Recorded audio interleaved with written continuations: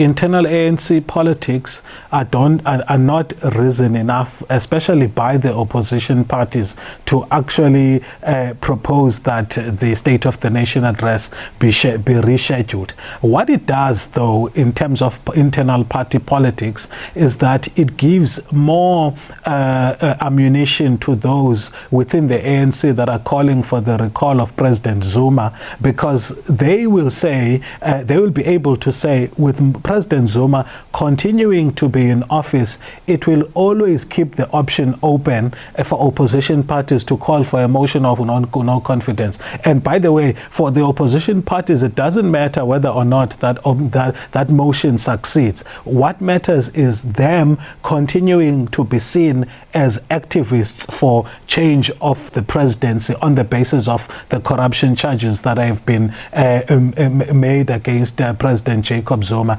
And that for them is enough, because it gives them just the right political mileage they need from this. So the longer you have President Jacob Zuma in office, the more the opposition parties are going to use, the more ammunition the opposition parties are going to have to always call for that motion of no confidence, and in so doing framing themselves as the voice of change. But let's not forget, if Cyril Ramaphosa comes in and delivers the State of the Nation address, I think the EFF has said it will also disrupt him, and then of course they can bring up the whole Marikana issue. So, you know, when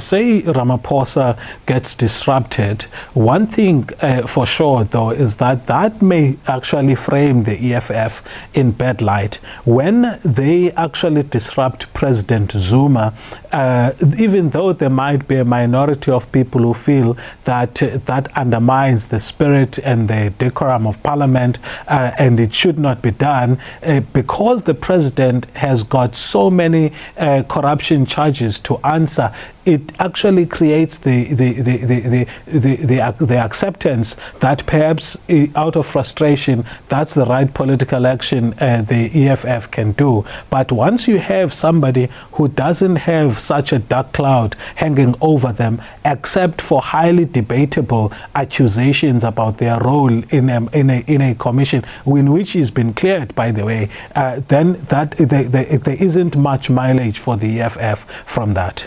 Good point. Finally, the rand keeps on rising. We see it again and again on this growing sense that President Jacob Zuma will not finish his term. Do you agree that that's there? But I guess this has been going on for a while now. It has been, and I don't think President Zuma will finish his term, precisely because there seems to be a growing consensus at the higher echelons of leadership within the ANC that his continued presence in the South African presidency on an ANC ticket is continuing to taint the image of the ANC as being soft on corruption, to the extent that it allows a person who is facing so many allegations to continue to rule. So if the ANC is serious about the weight that electoral politics have in terms of, if the ANC is serious about the weight that perceptions have on the party's electoral fortunes, it will do what has become the self-evident right thing of firing the president.